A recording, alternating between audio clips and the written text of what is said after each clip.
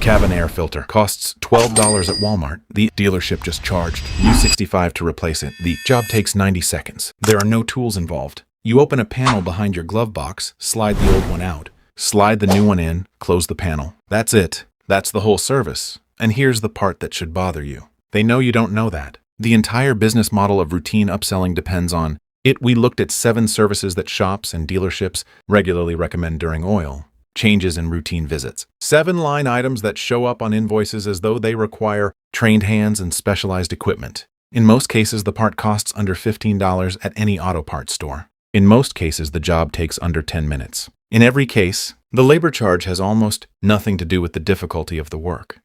This isn't about bad mechanics. Most mechanics are honest people doing skilled work, and skilled work deserves to be paid for. This is about knowing the difference between a job that genuinely requires a professional and a job that made it onto a service checklist because nobody ever told you otherwise. 7 things. Let's go through them. The service advisor calls it a cabin air quality check. They pull the filter out, hold it up under the fluorescent light, look at it for about 2 seconds, and tell you it needs replacing. It probably does. That's what filters do. They catch things. What they don't mention is that you're holding a $12 rectangle of folded paper, and that the slot it lives in is designed to be opened by the owner, not the mechanic. The owner, because the manufacturer assumed you'd want to change it yourself.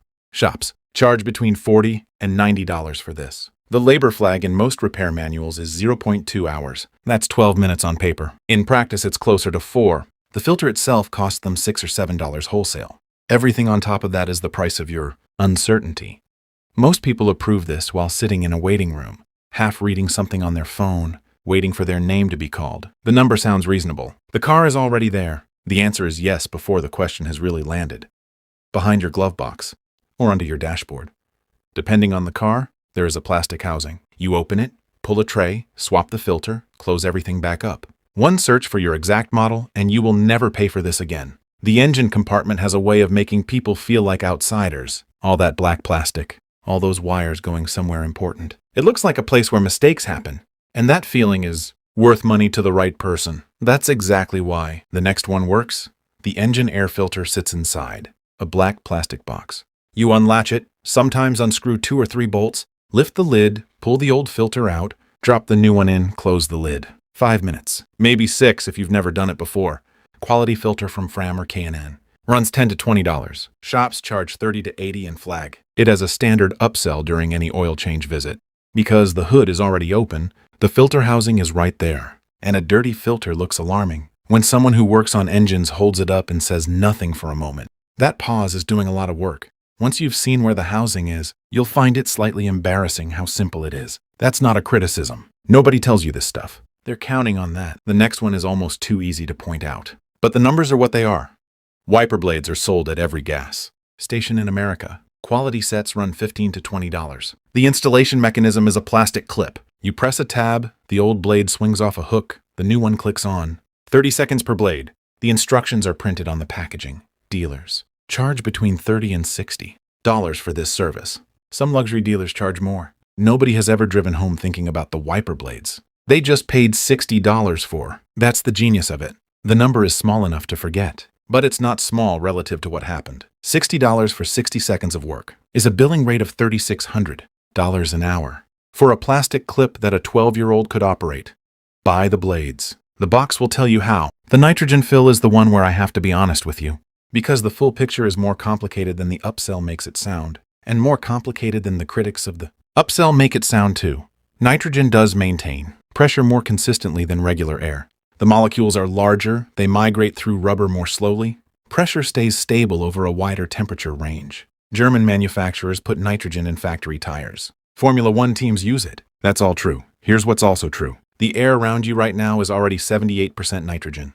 The incremental benefit of switching to pure nitrogen in a car you drive to work, to the grocery store, to school pickup, that benefit is genuinely, measurably small. Not zero, small. And checking tire pressure is free. Every gas station has an air pump. The correct pressure for your car is on a sticker inside your driver's door. A gauge costs $2 and lives in your glove box. What most people are being sold is an upgrade, attached to an oil change, the shop tops. Your tires with nitrogen charges you $20 to $40, and you leave feeling like your tires are doing something extra. They might be, slightly, under specific conditions. you will probably never experience on a Tuesday morning commute. No. Who you are as a driver before you pay for this. That's an honest answer. The coolant flush is where the numbers become harder to look away from.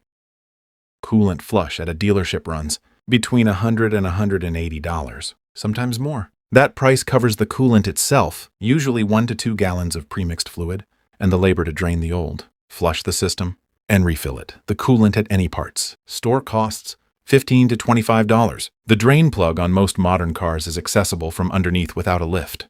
Now, and this matters, a good technician doing a proper coolant service is checking more than the fluid. They're looking at hoses starting to soften, a pressure cap that's lost its seal, early signs of a water pump.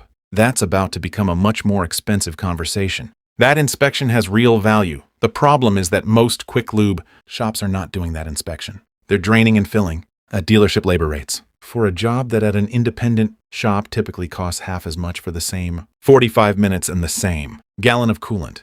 Ask what the inspection actually includes. If the answer is vague, you already have your answer. This next one requires a short detour into chemistry because the service sounds more necessary than it usually is. Most gasoline sold in the United States already contains detergent additives. The EPA mandates it. Top-tier certified fuel, Chevron, Shell, BP, and others, contains higher concentrations, specifically to keep injectors clean over time. If you've been buying fuel at a top-tier station, your injectors are being maintained with every single tank you put in. Shops recommend fuel system, cleaning every 15 to 30,000 miles. The service costs between $100 and $200 and involves running a cleaning chemical through the fuel rail. That same chemical in a bottle at an auto parts store costs $6 to $15. You add it to a near-empty tank, fill up, drive. That is the DIY version of the same service. Not similar. The same, to be precise. A professional fuel injection service involving disassembly and ultrasonic cleaning is a different thing.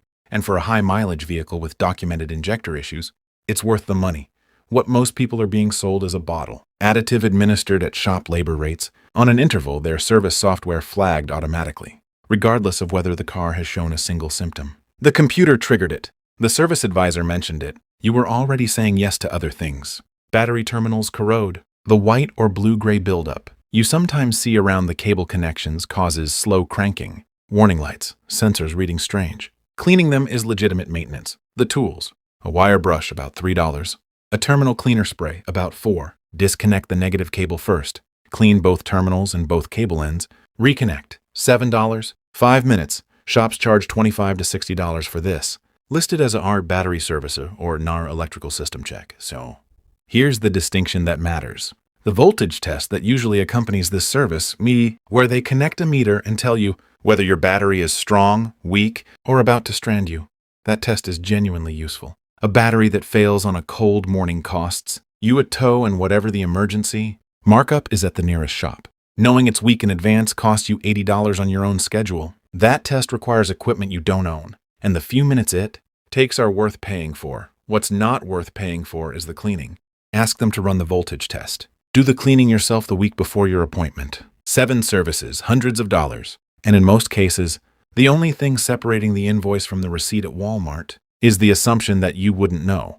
Think about where this happens. You're sitting in a waiting room with bad lighting and a coffee machine that's been there since 2009. Someone in a uniform comes out and reads you a list. The car is already inside. Your schedule is already disrupted, and the numbers they quote are always just small enough that fighting them feels like more trouble than it's worth. That's not an accident. The environment is doing work. The uniform is doing work. The clipboard is doing work. The inconvenience you're already feeling is doing work. None of it is technically dishonest. All of it is deliberate.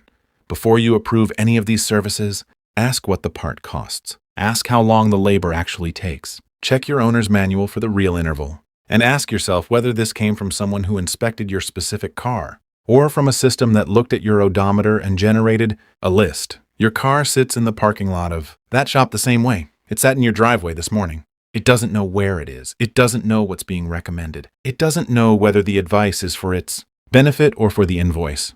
Somewhere right now, in a waiting room exactly like the one you've sat in, someone is saying yes to a cabin air filter replacement. The filter costs $12. They're paying $65. They'll drive home, forget about it, and the car will run exactly the same either way. They won't think about it. Again, most people never do.